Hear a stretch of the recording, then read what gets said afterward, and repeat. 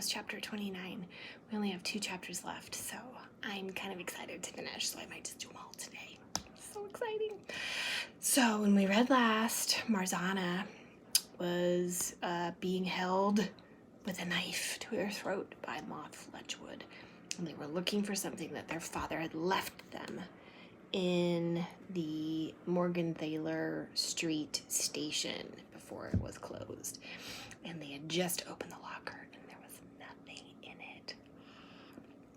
This is chapter 29, locker 152. The bottom dropped out of Marzana's stomach. Moth lowered the knife altogether, yanked up on her wrists even as her knees buckled, and shoved her down the aisle until they came to the open locker. Kit had been telling the truth. There was nothing there. It was completely empty. Somebody must have... Kit began. Stop talking, Moth whispered. Just stop.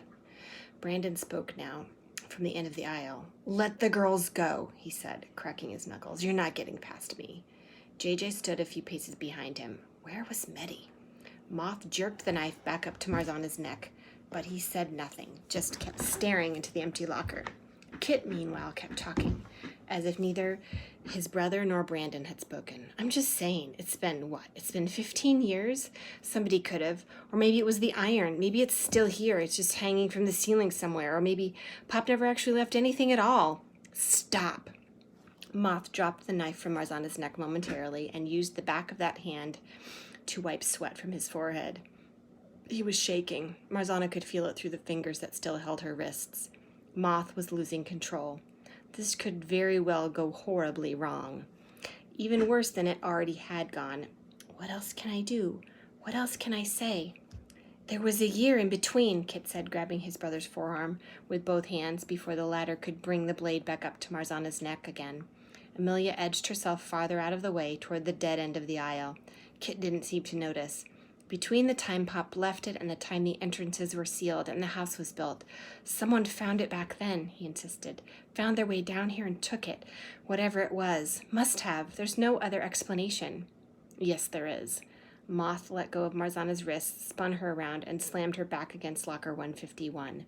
You got here first. You took it. What did you do with it? I didn't take it, Marzana choked. But I know who we can ask. Tumbler? She said desperately, raising her voice and hoping Medi took the hint. Tumbler Fletchwood, are you out there? Is this a joke? Moth snarled. Tumbler, Marzana called again. Your sons are here. They need to know something. If you're here, we need to talk to you.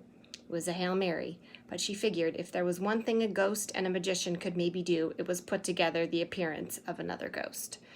Then out of nowhere, the green balloon came bouncing past Brandon and down the aisle toward them.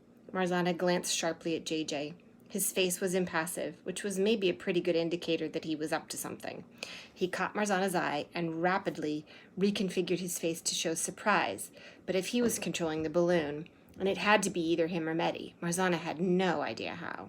You're doing that, Kit said, pointing at Marzana. Or he is, he added, swinging his hand around to point at Brandon. You were doing that before, in the backpack too. I don't know how, but... The balloon stopped bouncing midway between Brandon and JJ, at the end of the aisle, as Moth, Marzana, and Kit gathered around locker 152. I'm here, came Medi's voice from above the bank of lockers Marzana was still pressed against. One small hand waved overhead, just barely within her frame of vision. Tell us what you need us to do. Okay, Marzana thought. I'm the magician now, and somehow I've got to tell my assistants what trick we're doing and pull the trick off at the same time. Tumbler? She said, staring at the balloon. Is that you? It bounced. Not a little bounce either. A big bounce. 3 feet straight up. Pop? Kit asked dubiously. Moth said nothing. His face was a mask of disbelief, but he eased up on the pressure with which he had been shoving Marzana against the locker. Your sons came all this way to find what you left, Marzana said. But if there was something here, it's gone now. Do you have a message for them? JJ stiffened and surreptitiously touched his bag of magic supplies, which he had slung over one shoulder. Marzana nodded just a fraction. Message received. He could pull off a communication from a false ghost, but he needed a distraction. The audience looks where the magician looks. Marzana needed a reason to make everyone's eyes look away from JJ. I think maybe one of you should ask, she said to Moth. He doesn't know me. Your family. Predictably, Moth scoffed. I'm not talking to a balloon, he snapped. This is preposterous. Oh, good word. Though he sounded less certain than before. I'll do it, Kit said, and before he could step forward to approach the balloon, it bounced forward to meet him. Everyone followed its motion, Marzana included. She had to sell the illusion, after all. For just a moment, as it bounced toward Kit, she linked eyes with Amelia over Kit's shoulder. Amelia, in turn, flicked her eyes past Marzana and out into the concourse. Then she gave a brief wink and the tiniest nod.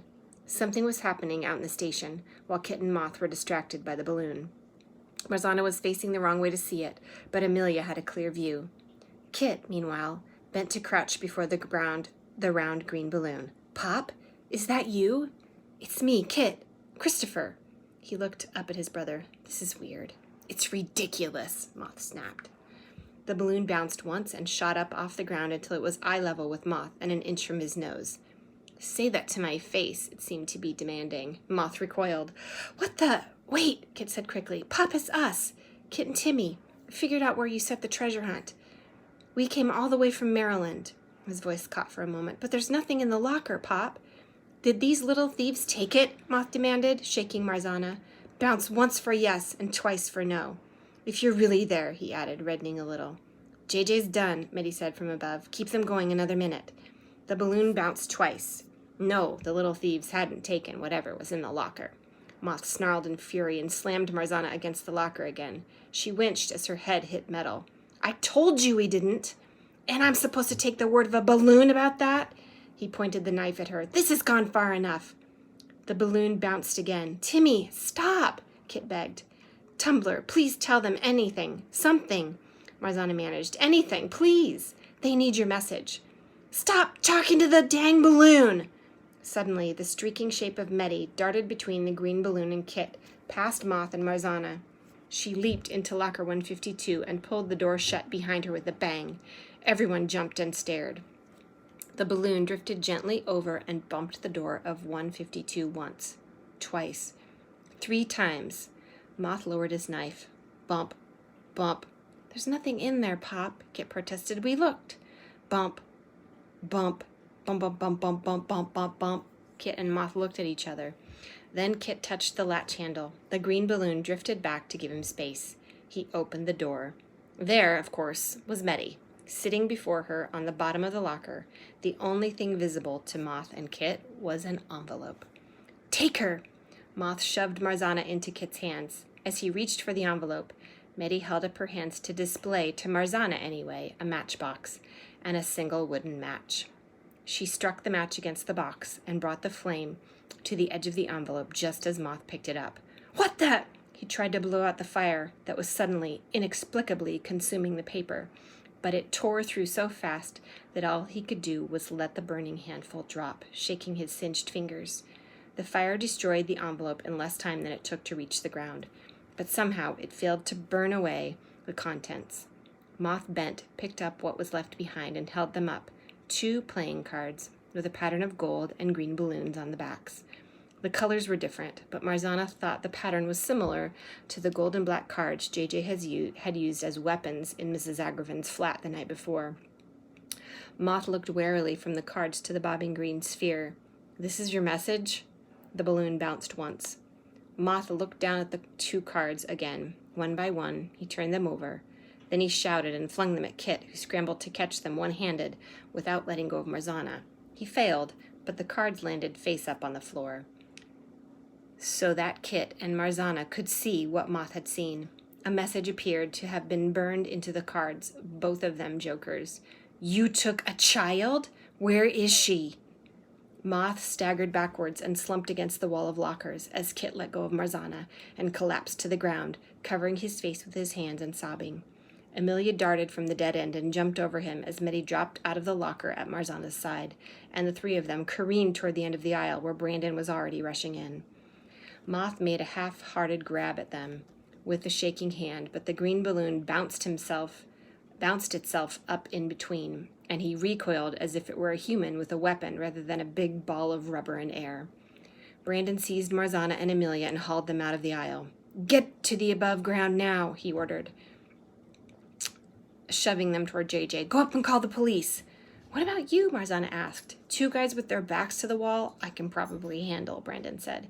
Even once they get themselves together, they're not going to be operating on all cylinders. At this, Moth snarled a particularly nasty epithet at Brandon. He grabbed his brother. Kit, we have to get out of here. You'll stay put, Brandon barked. Moth straightened, flailed his way past the balloon, and ran at Brandon with a wild yell. Brandon put up one foot and planted it in Moth's midsection, easily evading the knife and kicking him down like a door. Moth fell on his backside and slid all the way back to his still sobbing brother. Get moving, Brandon ordered, turning to the kids. Go now! I'll stay with him, Meddy offered. And there's Pop, JJ said with a wink. Yeah, Meddy said, giving him an odd look. Sure.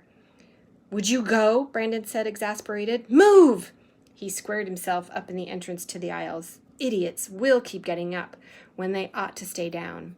Marzana grabbed the straps of JJ's magic bag and Amelia's backpack. Come on! The 3 of them ran toward the stairwell passage. That was amazing, JJ, she said as they ran. The flashy envelope with the burned notes inside the balloon? Outstanding. Well, I took my cues from you, he huffed a little out of breath. The envelope and the notes are pretty standard tricks, and the balloon was Meddy. I was up in the tree doing it when she was making Moth's backpack dance, but in the aisle, that was all her. It was too close up for my method. They'd have seen the string. They reached the stairs and sprinted up. Moth and Kit had dug through the roof a few feet from the top of the staircase, resulting in a 5-foot drop down into the steps. A rope ladder hung in the dusty light from the room above, an odd shaft of yellow in a space otherwise lit by the harsher light of the emergency lamps. Marzana grabbed the rope sides, lifted a foot onto one of the rungs, and froze. She put out a hand to stop the others, backed down 2 steps, and lifted a finger to her mouth. There were voices up there. Our guys or theirs, Amelia whispered. Before Marzana could answer, someone called out, Who's down there? Declare yourselves! Marzana knew the voice at once. Dad! She shouted, It's us! She grabbed the bottom of the ladder again and looked up into his worried eyes. Marzana! His face disappeared, replaced by a pair of feet climbing down as fast as the swaying ladder could allow. Then she was in her father's arms. You are in so much trouble, young lady, he said into her hair, but there was no anger in his voice. I know. Marzana extracted one arm and pointed over the shoulder. The kidnappers are there, 2 of them anyway. Brandon has them cornered. Is Mom here? Her mother was already halfway down the ladder, and there was a 3rd pair of feet up in the hole, waiting for their turn to descend. Mom! Marzana said, not bothering to wait for her to make it down the stairs. It's Moth Fletchwood and his brother Kit. Her mother swore as she dropped the last few feet. She kissed Marzana's forehead. Then she pointed 2 fingers at JJ and Amelia and ordered, You 2, stay. As Emmett Sybuck and another man who had to be his cop friend from criminal investigation started down the ladder, one after the other, Mrs. Hacklebaron turned back to Marzana. Show us. Marzana nodded and led her parents, Emmett and the cop, down the stairs and across the concourse of Mergenthaler Street Station to where Brandon stood at the ready, guarding the locker bank with Meddy at his side. Good Lord, the cop muttered as they passed the bizarre clusters of iron chutes and ladders. Amelia and JJ pretended not to have heard the order to stay put and followed too. Ahoy, Brandon! Emmett called. Brandon raised a hand but kept his eyes trained down on the aisle of lockers. The Fletchwood brothers sat side by side on the floor. Kit was curled over, shaking a little as if he was still crying. Moth looked up, trying to appear defiant despite it all. The hand that held his knife rested on one knee. The other hand lay on his brother's shoulder. Between them and Brandon, the green balloon bobbed at shoulder level. But as soon as Marzana, her parents, and the 2 lawmen appeared, the balloon began to dart wildly this way and that, sputtering and gasping and rapidly shrinking in size as the air rushed out of it. Both Fletchwoods screamed, Kit in a bizarre mix of misery and terror, Moth in terror and rage. At last it stopped its flight and drifted down like a big green rubber feather into Marzana's outstretched hand. JJ and Meddy broke into applause, as if clapping for an epic magic trick. Last chance, boys, Brandon said. I imagine the only thing these good folks are interested in hearing from you is where you stashed your hostage. Oh, never mind that, Emmett said carelessly. The girl managed to get a message out along with the ransom note, and Marzana's friends found it. When they told us where to find you all, they also told us to look for Peony someplace with chemically treated water, yipping, shrieking animals, and teacups. And there she was. He grinned at the twin expressions of confusion on the Fletchwood brothers' faces. Thad sent a team to the abandoned amusement park out on the city limits. The foxes were quiet, but Peony was there, in a tunnel, with a bunch of retired teacup cars from the Alice in Wonderland ride. Can't wait to have a talk with her. Let us go, Moth said. He hesitated, licking his lips, and the acid began to bubble up in Marzana's stomach. He was working himself up to something, and whatever it was, even he didn't want to say it. "Let us go," he said at last, looking at Marzana's mother, "or I'll tell them who you really are." Emilia and JJ gasped. Brandon swore. Medi groped for Marzana's palm with a hand that couldn't quite maintain its solidity. With her stomach full of boiling acid, Marzana could only manage to whisper, "No." It was the most predictable card of all, maybe the only one left in the Fletchwoods' hands. Of course they would try to play it. "We already know," Emmett said coldly. "We'll tell everyone," Moth argued, his voice rising wildly. "Everyone, anyone. Not a single person in Nagspeak won't know her name." Medi let go of Marzana's hand. "Let me talk to him. Let me tell him what happens when certain people get information like that." Her voice splintered, and she took a step forward. "Let me spell it out so he knows that he'll be a murderer on top of everything else." But Barbara Hacklebarand, by any name, was having none of it. She ignored the outbursts, pausing only to put a hand on Medi's shoulder to draw her back toward the other members of the knot and murmur, "Not yet." When she faced Moth Fletchwood, "Will you, Moth?" she said quietly. "I think you won't. If there's any small piece of your father in you, you know you won't." She nodded at Kit, rocking back and forth at his brother's side. "Kit knows. Stop pretending to be what you're not." "I'm not pretending," Moth said sourly. Marzana's mother's mouth twitched. "I'm going to spell out a few things for you, and then I'm going to pretend I never heard you threaten my life, and my husband's life, and my daughter's life. And then you're going to go and face up to the consequences of what you did." She glanced at Emmett and the other cop. "You gentlemen will correct me if I get anything wrong, legally speaking." Emmett looked like he wanted to tear Moth limb from limb, but he folded his arms and nodded. "Your show. The two of you are on the hook for breaking and entering and conspiracy," Mrs. Hacklebarand began. "But if you're smart, you can make the argument that when you hired Tasha Cormorant to arrange emptying the house, you didn't know how she'd do it." "We didn't," Kit interrupted frantically, his words uneven. "She wouldn't tell us anything. She just said to be ready." "You should stop talking," Marzana's mother said, and Kit dropped his face back into his hands. "So you may be able to avoid kidnapping charges, and without those, Nagspeak will have a hard time extraditing you once you're back in the States." "Back in the States?" JJ whispered. "Why would they go to the States?" "They're not from Nagspeak," Marzana whispered back. "They're American. From Maryland, remember?" "American citizens," her father confirmed, nodding. "And the United States and Nagspeak have had tensions about extradition since before the Revolutionary War. You'll be deported, and you can't ever come back, but your government won't allow you to be jailed or tried in Nagspeak. I don't know what the States will do with the information about your crimes that will be sent back with you, but without a kidnapping charge," he shrugged and said a little bitterly, "I don't think it'll be much."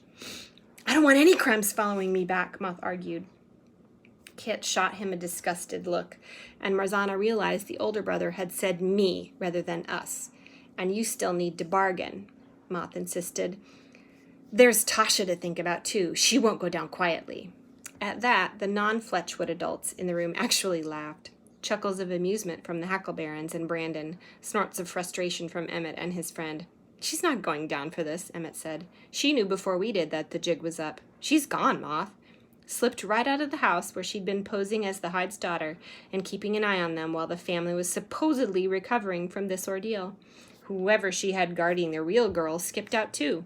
We found Peony untied and left with provisions. She was already following the tracks from the Alice ride out of the tunnel to the surface."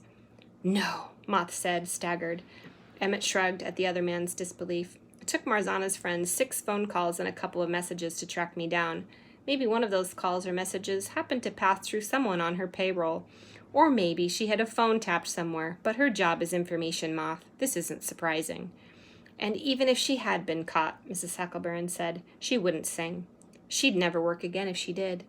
She's already squandered some goodwill on this job throwing suspicion around the way she did. She danced right up to the line, but she won't dare actually cross it. She wants a career, and if she gives up names, she's done for."